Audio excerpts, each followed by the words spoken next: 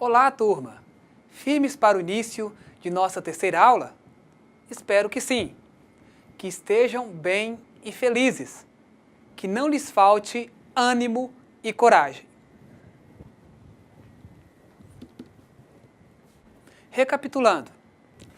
Em nossa última aula, a aula de número 2, discutimos sobre o que é ciência, onde procuramos destacar que ciência é apenas um dos tipos de conhecimento produzido pelo homem na tentativa de explicar a realidade em seus diversos aspectos. Neste sentido, apresentamos os 4 tipos de conhecimentos, sendo eles o conhecimento popular, ou o senso comum, o conhecimento religioso, ou o teológico, o conhecimento filosófico e o conhecimento científico. O conhecimento popular, também chamado de senso comum ou conhecimento empírico, é o conhecimento adquirido por meio da experiência cotidiana. Os remédios caseiros, as soluções encontradas nas tradições, nas práticas passadas de pais para filhos, são características desse conhecimento. Já o conhecimento teológico ou religioso estuda os conhecimentos que são peculiares a uma denominada revelação divina. O conhecimento filosófico, por sua vez, procura explicar o mundo, o homem e suas relações, tendo como instrumento único o raciocínio. O conhecimento científico destaca-se dos demais pela sua preocupação em explicar as causas dos fenômenos estudados e, para isso, faz uso de métodos, procura sistematizar o conhecimento, faz uso de teorias, é um conhecimento altamente reflexivo, pois procura entender as realidades a partir de um problema. Sendo assim, vimos que para Trujillo, a ciência é todo um conjunto de atitudes e atividades racionais dirigidas ao sistemático conhecimento, com objetivo limitado, capaz de ser submetido à verificação. Falamos também, na aula passada, que ciência não trabalha com verdades absolutas. A todo tempo, com o avanço das técnicas e teorias, novos apontamentos sobre uma determinada realidade podem alterar os conhecimentos construídos. Sendo assim, a ciência é um processo em constante reformulação. Na aula de hoje, temos como objetivos refletir sobre as diretrizes para a leitura, análise e interpretação de textos e documentos, discutir sobre as técnicas de estudos e produção acadêmica, mostrar os procedimentos, normas de elaboração e formulação de alguns trabalhos acadêmicos científicos na área de educação. Quando se trata de leitura no meio acadêmico, tratamos de um assunto que é imprescindível para a formação, em qualquer que seja a área do conhecimento, tanto para advogados, médicos, psicólogos, professores, pedagogos, matemáticos, historiadores e tantas outras profissões. Ler constitui-se uma condição necessária para ampliar e maximizar os horizontes profissionais. Assim sendo, segundo Marconi e Lakatos, a leitura constitui-se em um dos fatores decisivos do estudo e imprescindível em qualquer tipo de investigação científica. Favorece a obtenção de informações já existentes, poupando o trabalho da pesquisa de campo ou experimental. A leitura nunca é demais. Quanto mais temos acesso aos conhecimentos que constam principalmente em livros e artigos científicos, mais expandimos nossa capacidade de autonomia intelectual. Quando lemos, conseguimos comunicar com o autor que procura nos passar uma mensagem. Tal mensagem deve ser captada por nós e, a partir disso, teremos um conhecimento a mais para ser somado à nossa existência. Segundo Marconi e Lakatos, ler significa conhecer, interpretar, decifrar. A maior parte dos conhecimentos é obtida através da leitura, que possibilita não só a ampliação, como também o aprofundamento do saber em determinado campo cultural ou científico. A leitura e a interpretação de textos, o êxito do estudante está diretamente vinculado à sua dedicação e eficiência na leitura. É consenso no meio acadêmico a orientação de que para que um curso seja bem feito e para que os objetivos da formação acadêmica sejam cumpridos, é necessário ler muito e ler bem. Os textos indicados na bibliografia das diversas disciplinas devem ser objetos de cuidadosa análise por parte dos estudantes. Deve-se aplicar a leitura não apenas daqueles textos que serão discutidos em sala de aula, que compõem o núcleo das leituras básicas e obrigatórias, mas também dos textos que compõem a bibliografia complementar, que também fazem parte da estrutura da disciplina.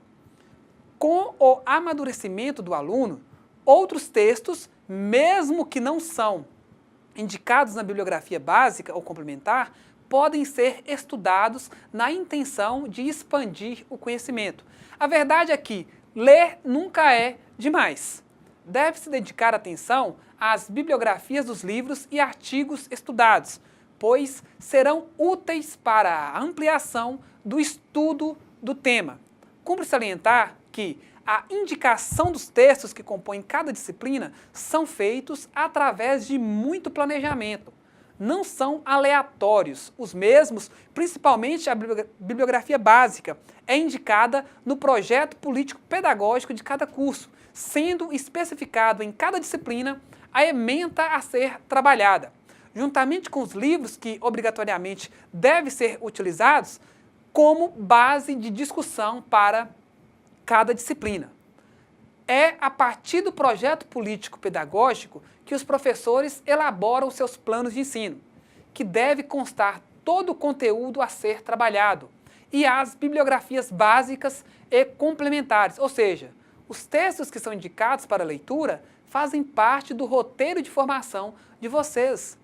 Quem não procede às leituras fica com uma formação incompleta ou pouco fundamentada teoricamente. A leitura dedicada, cuidadosa dos textos indicados para cada disciplina e o interesse em leituras além das obrigatórias fará a diferença.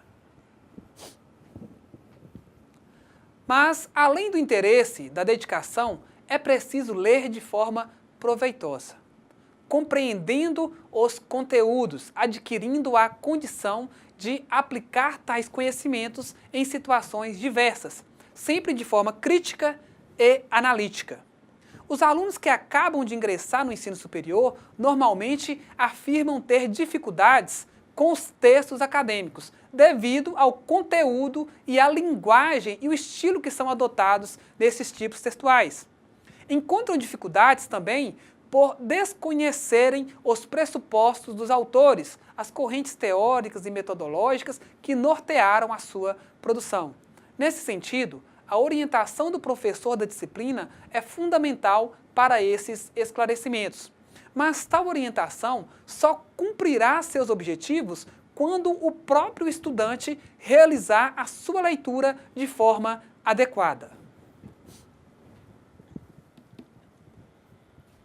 O bom leitor, segundo Salomão, é aquele que lê com um objetivo determinado, lê unidades de pensamento, tem vários padrões de velocidade, avalia o que lê, possui um bom vocabulário, tem habilidade para conhecer o valor do livro, sabe quando deve ler um livro até o fim, quando interromper a leitura definitivamente ou periodicamente, discute frequentemente o que lê com os colegas, adquire livro com frequência e cuida de ter a sua biblioteca particular, lê vários assuntos, lê muito e gosta de ler. Não só lê, mas também sabe ler.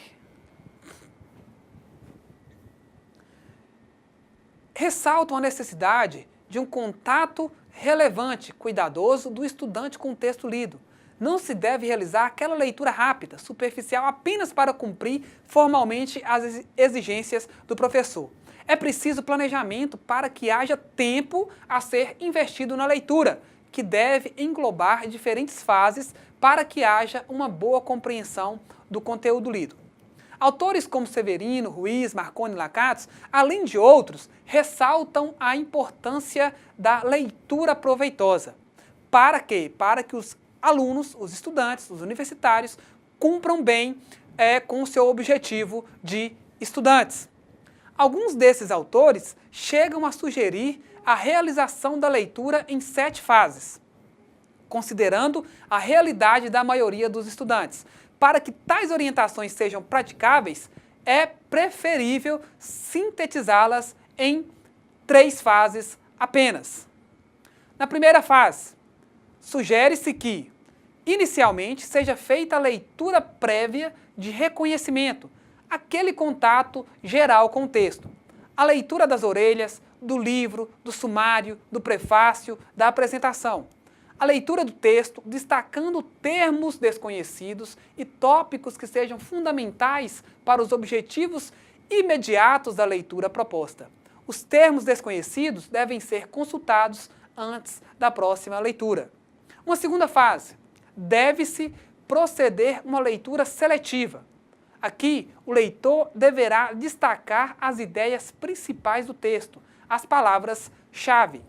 E uma terceira fase, onde procura-se fazer uma leitura analítica, crítica, interpretativa, ou seja, o leitor avalia as principais afirmações do autor e a base sobre a qual ele se apoia. Nessa terceira fase, o estudante perceberá o progresso da sua compreensão. Dessa forma, tentando aplicar essas 3 fases de leitura proveitosa, o leitor terá se familiarizado com a abordagem do autor, conceitos, teses, o que foi defendido no texto. É compreensível que haja dificuldades para que sejam seguidos esses procedimentos em todas as leituras exigidas pelo curso, considerando o número de disciplinas e de trabalhos a serem realizados, além das atividades da vida acadêmica. Essas dificuldades não devem servir de justificativas para que as leituras sejam superficiais ou que nem sejam feitas. O grande desafio será a superação, motivado pelo objetivo da produção do conhecimento. Ler, compreender o conteúdo dos textos lidos e ser capaz de aplicá-los às diferentes situações é o que fará toda a diferença na ação do profissional bem formado e em constante formação. Em uma excelente colocação, Rui Barbosa, ressaltando a importância da compreensão dos conteúdos lidos, diz que, diz o autor, mas, senhores, os que madrugam no ler, convém madrugar-se também no pensar. Vulgar é o ler, raro o refletir. O saber não está na ciência alheia, que se absorve, mas principalmente nas ideias próprias que se geram dos conhecimentos absorvidos, mediante a transmutação, porque passam no espírito que os assimila. Um sabedor não é armário de sabedoria armazenada, mas transformador reflexivo de aquisições digeridas.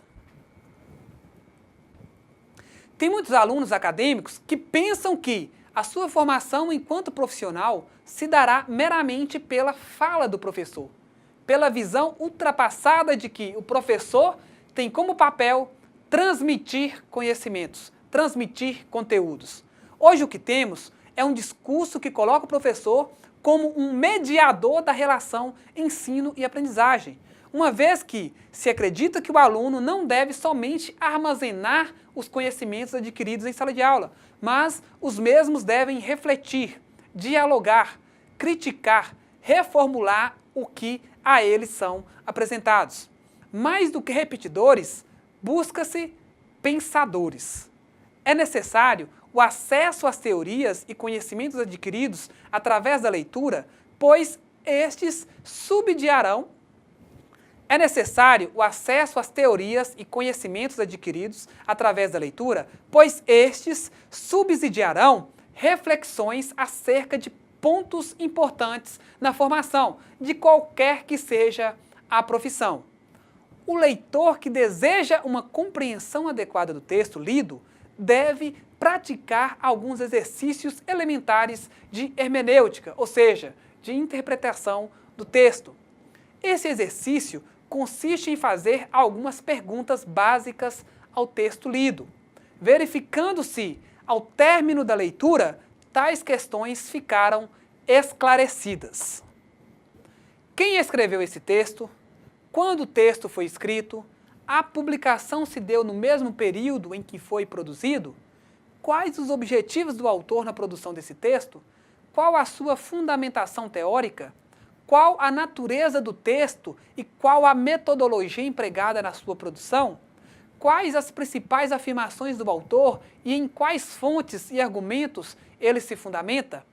Como esse texto pode se relacionar com outras abordagens? Ruiz sugere que o estudante seja criterioso também quanto ao ambiente de leitura.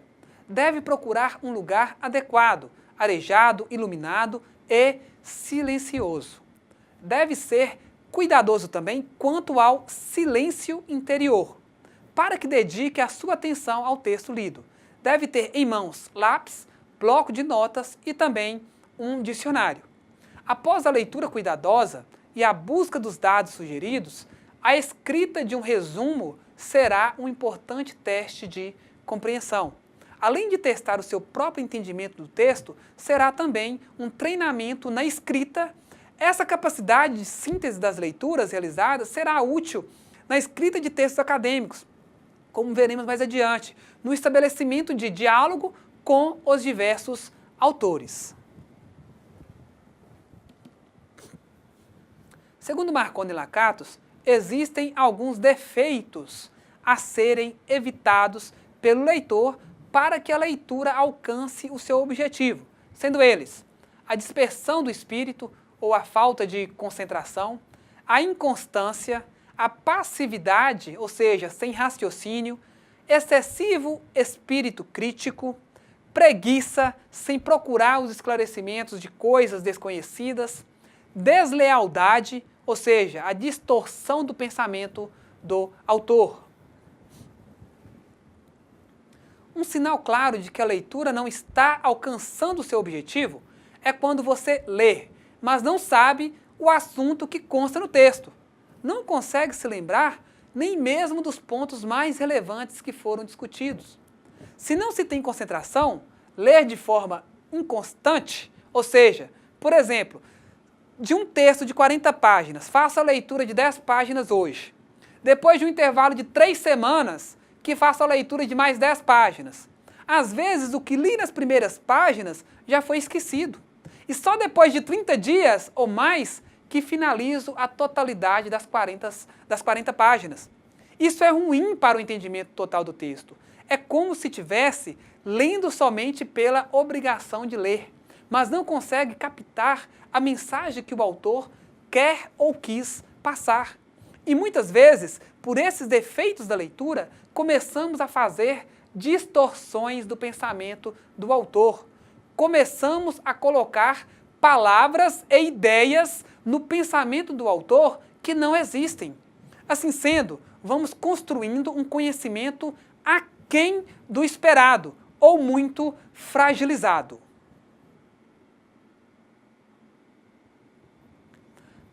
Por isso, a importância de se fazer uma leitura séria e comprometida com o conhecimento que pode ser adquirido mediante a leitura dos textos propostos durante a formação de vocês. Deixa eu ler de novo, por favor.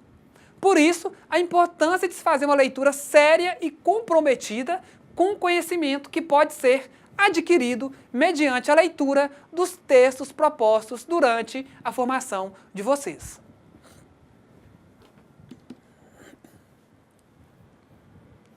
A escrita de textos acadêmicos. A escrita de textos acadêmicos tem sido um desafio não apenas para os iniciantes. É preciso lembrar que os textos acadêmicos diferem de outros textos. Os textos literários, por exemplo, não têm necessariamente um compromisso com a verdade, mas trabalham muitas vezes com a imaginação do leitor. Já os textos jornalísticos apresentam a realidade de uma forma acessível ao público em geral, sem lidar com conceitos muito complexos. O texto acadêmico, por sua vez, caracteriza-se pela clareza na exposição das ideias e, principalmente, a habilidade para dialogar com a bibliografia utilizada, com as fontes analisadas, com a veracidade e precisão do que se deseja discutir. E fazer isso tem sido dificuldade até, e fazer isso tem sido dificuldade até mesmo para estudantes mais experientes.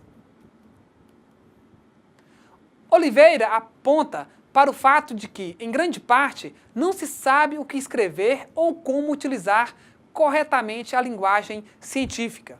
Além dos maus hábitos adquiridos durante a educação básica, quando a tarefa de pesquisar era entendida como apenas copiar e colar, Ctrl+C, Ctrl+V, de algumas fontes, há também as dificuldades oriundas de uma leitura deficiente, superficial e acrítica, sem reflexão. A compreensão dos textos consultados é fundamental para que, na escrita, haja uma discussão bem articulada do tema proposto. É muito comum em alguns textos excesso de citações diretas, sem a devida interpretação, revelando falta de domínio do conteúdo. Citações diretas são aquelas em que copiamos parte de um texto da obra lida. Nesta, a cópia deve ser idêntica ao original. Todavia, deve-se citar obrigatoriamente o nome do autor, o ano da publicação da obra e a página que foi retirada a citação. As citações diretas, elas podem ser curtas ou longas. A abundância de citações diretas é positivo, revela profundidade no exame do assunto sob diversos pontos de vista.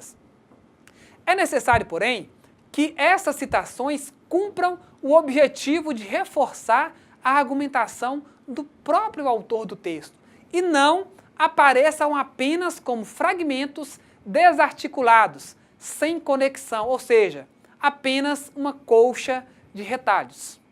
As citações livres, ou seja, aquelas que fazemos a leitura do texto e, com base no nosso entendimento, com nossas próprias palavras, lançamos a ideia do texto lido, tem um valor especial, pois revela a compreensão das ideias por parte de quem as interpreta. Todavia, percebe-se muito plágio, cópias indevidas dos textos lidos, sem citar corretamente a fonte consultada, sem dar créditos aos autores. O plágio, a cópia sem citar a fonte consultada, é um defeito que deve ser constantemente evitado por vocês.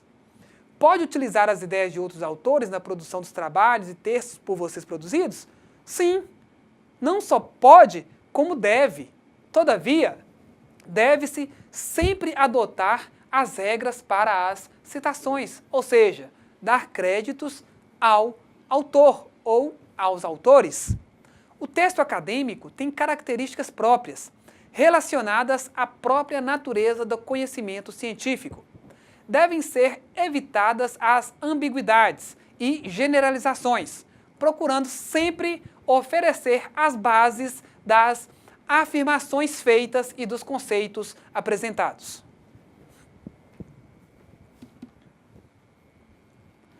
Haverá sempre uma base teórica sobre a qual o pensamento do autor deverá se apoiar.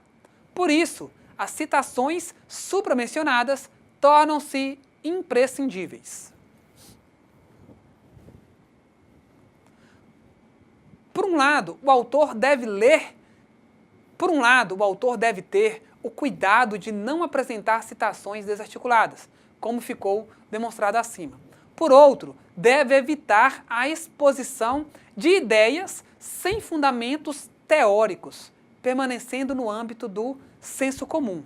Quem tem o hábito de leitura, quem é um bom ledor, segundo o conceito de Barbosa, terá maior facilidade de desenvolver a habilidade na escrita, especialmente no caso do texto acadêmico que requer do autor o diálogo pertinente, autônomo, com os diversos conceitos citados a partir dos autores por ele abordados.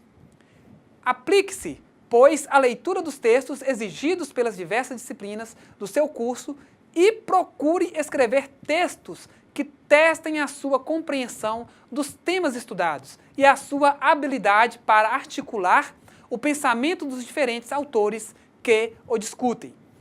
Durante a formação de vocês, os professores irão solicitar a produção de alguns textos, geralmente tendo um livro ou texto de algum autor para que sirva de base teórica, ou mesmo para que os conteúdos dos textos trabalhados em sala de aula sejam estudados por vocês em maior profundidade, através do registro em distintas formas de textos acadêmicos.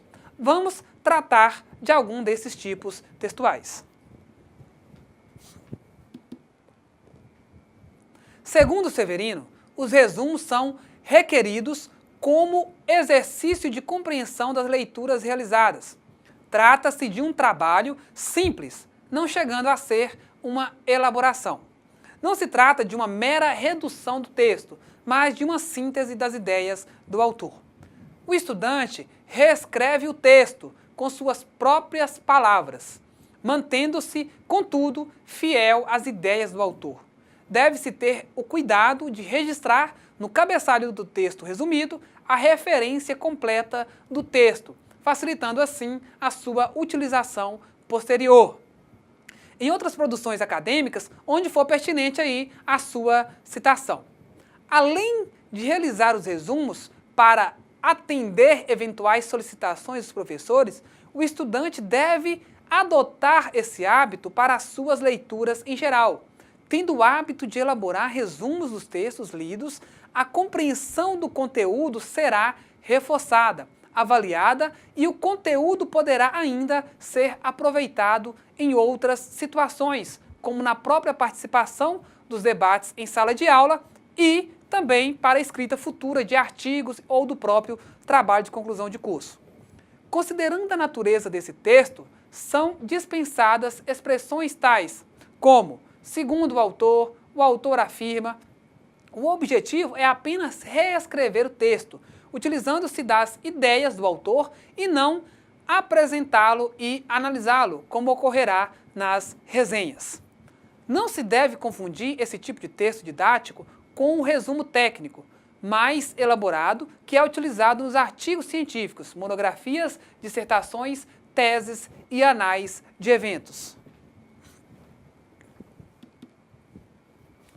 Resenhas bibliográficas.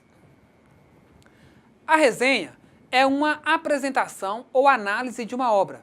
As resenhas normalmente são trabalhos elaborados e publicados em periódicos especializados das diferentes áreas do conhecimento. A análise de uma obra deve ser feita por um especialista no tema abordado.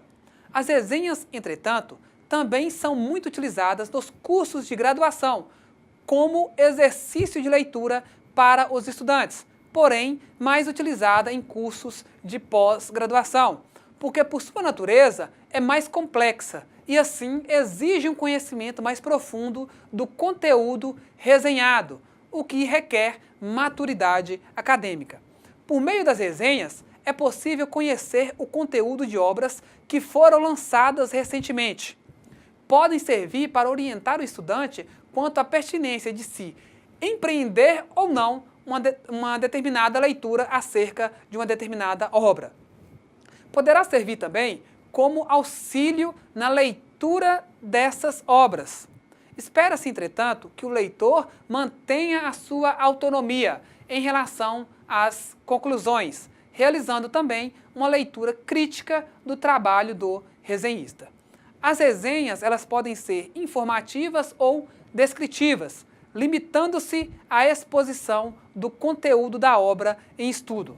Normalmente, são requeridas resenhas críticas, que além de expor o conteúdo, busca também fazer uma análise do mesmo. A resenha ela deve conter o cabeçalho, onde deve-se registrar os dados bibliográficos da obra, apresentar de forma sucinta informações sobre o autor, suas credenciais acadêmicas, inclusive afinidades teórico-metodológicas, uma breve contextualização da obra em análise, seguindo aí as orientações de leitura já apresentadas. Uma síntese do conteúdo da obra, sua problematização, fundamentação teórica, metodologia empregada pelo autor para responder às questões propostas, suas principais formulações e os argumentos utilizados para sustentá-los. A avaliação, no caso das resenhas críticas, do cumprimento dos objetivos propostos pelo autor, das questões deixadas em aberto e que servirão para outras investigações. Qual a contribuição da obra para a ciência em geral e, especificamente, para a área ou as áreas do conhecimento que ela se refere.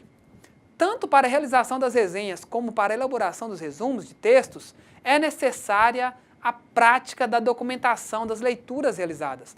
A referida documentação, na verdade, é fundamental tanto para a organização dos estudos em geral, visando o acesso posterior aos conteúdos estudados, o que será útil a toda a produção acadêmica. A técnica de documentação mais utilizada no meio acadêmico é a de fichamentos. Fichamentos e documentação de estudos. O fichamento ou documentação de estudos também são pedidos como exercícios relacionados à leitura de textos.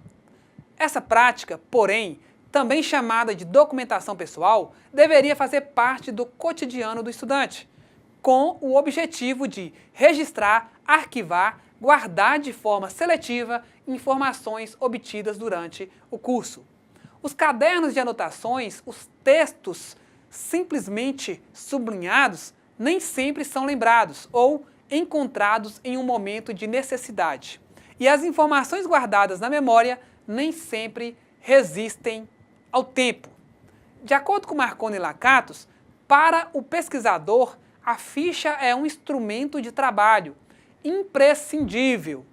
Como o investigador manipula o material bibliográfico, que em sua maior parte não lhe pertence, as fichas permitem identificar as obras, conhecer seu conteúdo, fazer citações, analisar o material e também elaborar críticas. Segundo Ruiz, o estudante organizado que registra e arquiva criteriosamente as informações desejadas, conteúdos e demais situações do seu dia a dia, terá fácil acesso a essas informações quando estiver produzindo o seu trabalho, quer seja um artigo ou seu trabalho final de trabalho de conclusão de curso.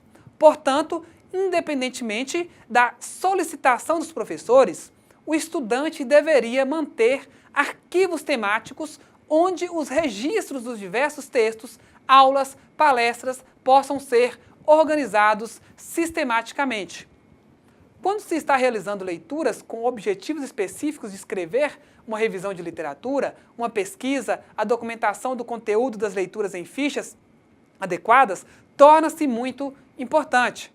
Depois de realizadas as leituras, uma análise é feita, facilitando a organização do conteúdo do texto que se pretende escrever.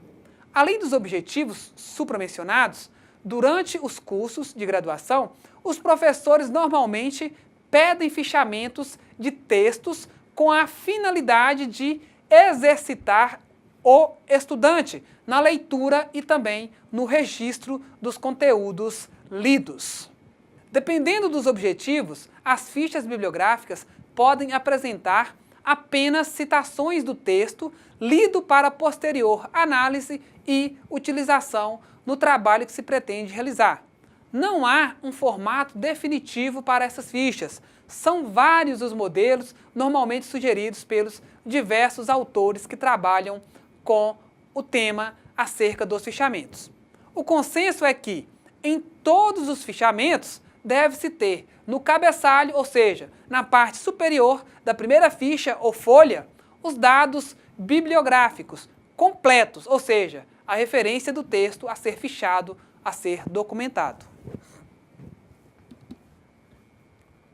Geralmente, pede-se que o fichamento, quando for manuscrito, seja feito em fichas específicas, como esta.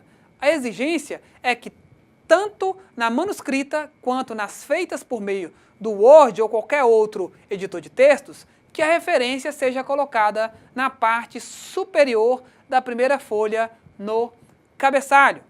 Neste exemplo de fichamento, o texto foi digitado na ficha, mas para este tipo específico de fichas, o trabalho deve ser feito à mão, manuscrito. As mesmas podem ser compradas em qualquer papelaria e tem vários tamanhos. Os tamanhos mais comuns são as fichas do tipo grande, de 12,5 centímetros a 20,5 centímetros, 12 por 20. Podem ser observados 4 tipos de fichamentos: o fichamento bibliográfico, o fichamento de citação, fichamento de resumo e o fichamento analítico. Segundo Salvador, a ficha bibliográfica de obra inteira ou parte dela pode referir-se ao campo do saber que é abordado, aos problemas significativos tratados no texto, às conclusões alcançadas, às fontes de dados, aos métodos de abordagem e procedimentos utilizados pelo autor e também às modalidades empregadas pelo autor. As fichas de citação consistem na reprodução fiel de frases ou sentenças consideradas relevantes ao estudo em pauta. Toda citação tem de vir entre aspas. Após a citação, deve constar o número da página de onde foi extraída a citação. Os fichamentos de resumo apresentam uma síntese bem clara e concisa das ideias principais do autor, ou um resumo dos aspectos essenciais da obra. Não é transcrição como na ficha de citações, mas é elaborada pelo leitor com suas palavras, sendo mais uma interpretação do autor. Não é longa, não precisa obedecer estritamente à estrutura da obra. Lendo a obra, o estudioso vai fazendo anotações dos pontos principais. Ao final, redige um resumo contendo a essência do texto. Já o fichamento analítico consiste na explicitação ou interpretação crítica pessoal das ideias expressas pelo autor, ao longo aí do seu trabalho ou parte dele. Comentários sobre a forma pela qual o autor desenvolveu seu trabalho, no que se refere aos aspectos metodológicos, análise crítica do conteúdo, interpretação de um texto obscuro para torná-lo mais claro, comparação da obra com outros trabalhos sobre o mesmo tema, explicitação da importância da obra para o estudo em pauta. Os tipos mais utilizados e exigidos pelos professores é o fichamento de resumo e também o fichamento de citação.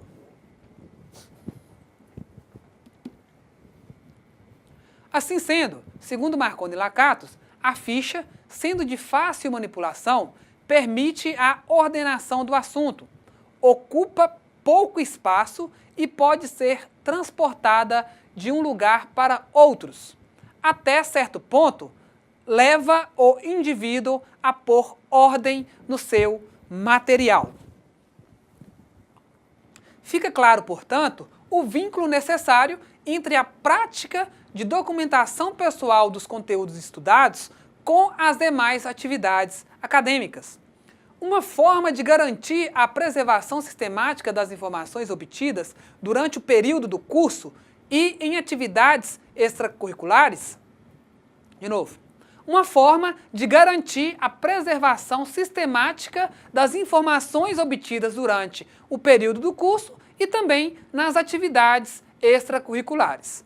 Essa prática amplia as possibilidades para a construção de uma mentalidade acadêmica produtiva. Pesquisas bibliográficas. A pesquisa bibliográfica tanto pode ser um trabalho simples sobre tema específico indicado pelo professor para cumprir objetivos de avaliação durante o curso, como pode ser um trabalho mais elaborado, com objetivos mais amplos no campo da produção científica. Embora sejam diferentes quanto à densidade do trabalho, quanto ao método de elaboração e apresentação, não há diferença. Sendo assim, Marconi e Lakatos sinalizam que, em ambos os casos, pressupõe um levantamento bibliográfico, uma revisão de literatura sobre um determinado tema. Inicialmente, o estudante realiza o levantamento bibliográfico do tema a ser pesquisado, realiza as leituras preliminares, selecionando tópicos relevantes à sua abordagem.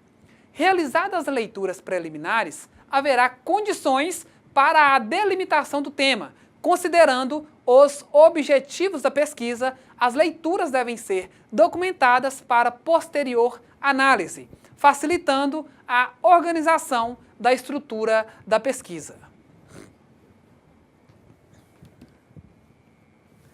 É importante para o estudante da graduação aprimorar-se na realização da pesquisa bibliográfica, por ser uma pesquisa básica indispensável a qualquer outro tipo de pesquisa.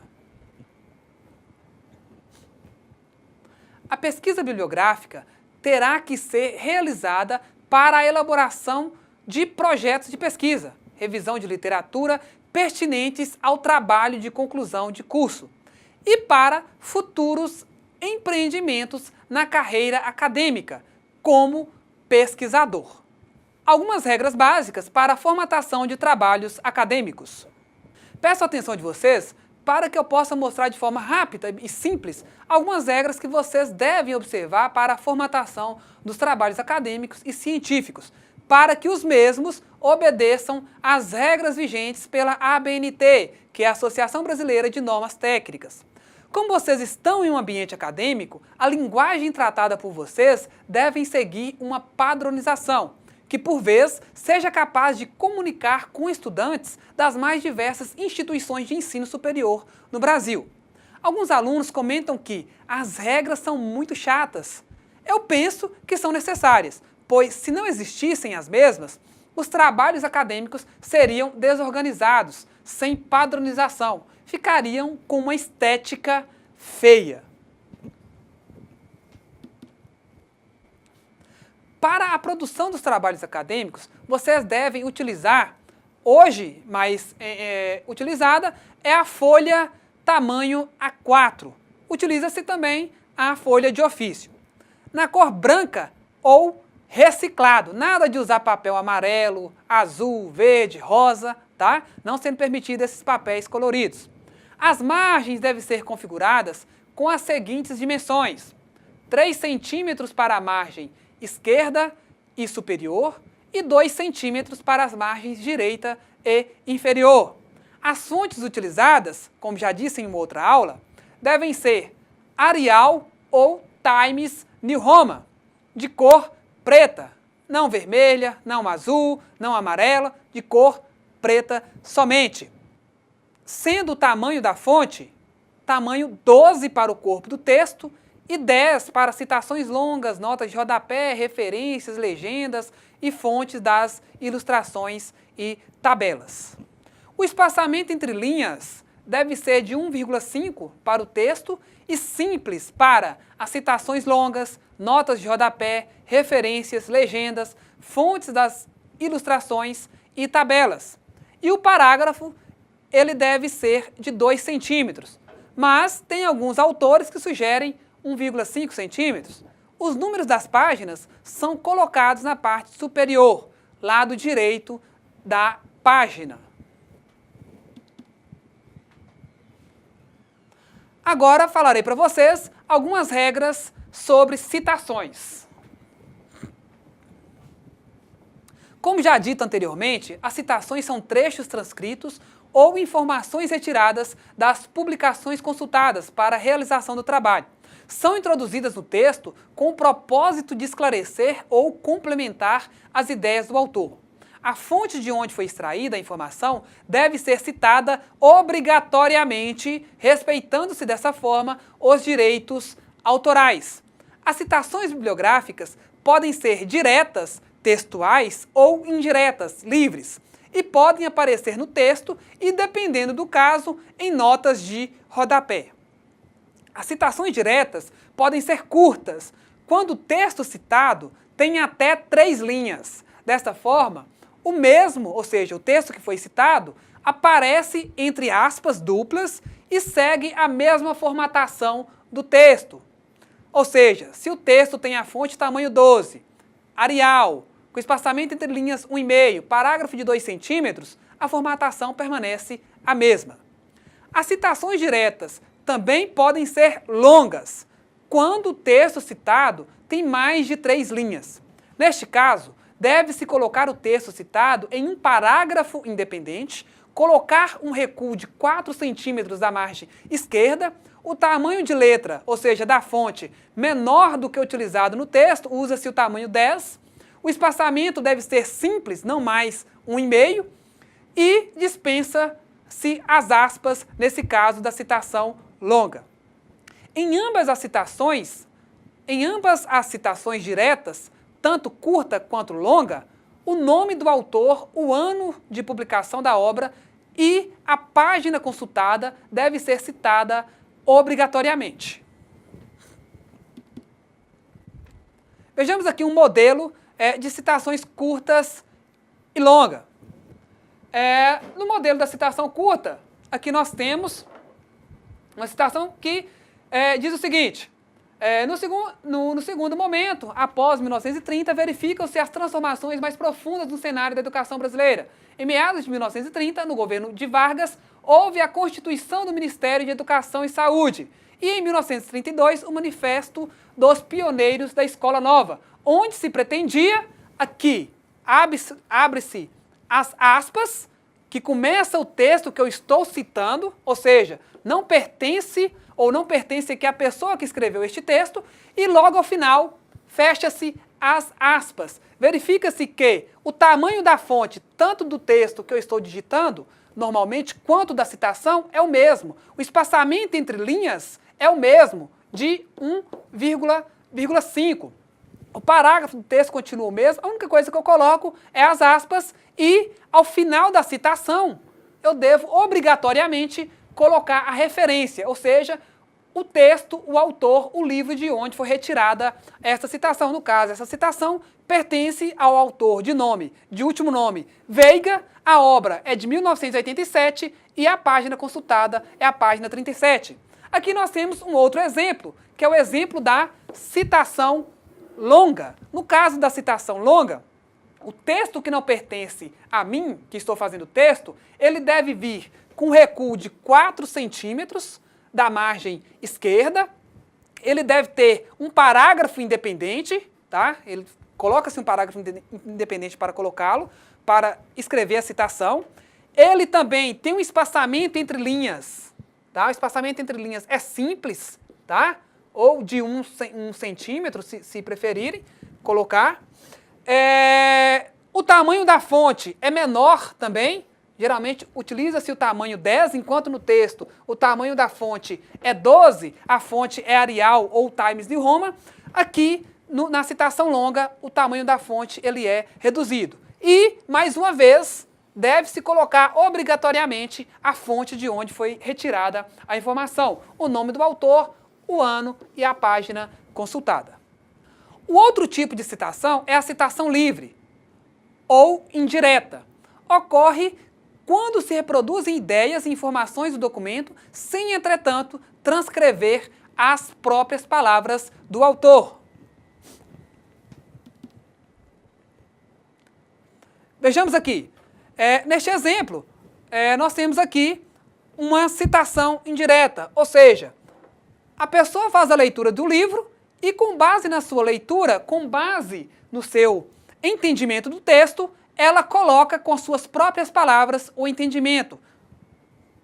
Coloco aqui a seguinte situação. Na citação indireta, não há uma cópia literal, não há uma transcrição do texto, e sim um entendimento. Por isso, não se utiliza aspas e, neste caso, não é necessário colocar a página de onde foi consultada. Nesse exemplo que nós temos aqui, olha, segundo Veiga, 1987, quer dizer o quê? Que nesta obra deste autor, publicada em 1987, Fiz a leitura, entendi e coloquei com as minhas próprias palavras, sem fazer o uso de uma citação direta textual. Chegamos aqui ao final de nossa terceira aula. Como de costume, teremos uma pequena atividade a ser desenvolvida em sala de aula. Em equipe, com base no que foi discutido nessa aula, discutam e anotem. 1. Quais são as características de um bom leitor? E 2. Quais devem ser os defeitos a serem evitados para se fazer uma boa leitura? Voltamos em 10 minutos. Bem, para que tenhamos ou que sejamos um bom leitor, segundo Salomão, é necessário que tenhamos o hábito de ler com um objetivo determinado, ler unidades de pensamento, ter vários padrões de velocidade, avaliar o que ler, possuir um bom vocabulário, ou seja, temos que ter uma habilidade para conhecer o valor do livro, saber quando deve ler um livro até o fim, quando interromper a leitura definitivamente ou periodicamente, discutir frequentemente o que ler com os colegas, adquirir livro com frequência e cuidar de ter uma biblioteca particular e também ler vários assuntos, ler muito e gostar de ler. Não só ler, mas também saber ler. E segundo Marconi e Lakatos, existem alguns defeitos a serem evitados pelo leitor para que a leitura alcance o seu objetivo, sendo eles a dispersão do espírito, a falta de concentração, a inconstância, a passividade, ou seja, sem raciocínio, excessivo espírito crítico, preguiça, sem procurar os esclarecimentos de coisas desconhecidas, deslealdade, distorção do pensamento do autor. Obrigado pela atenção. Não deixem de fazer as atividades, um forte abraço e fiquem com Deus até a nossa próxima aula.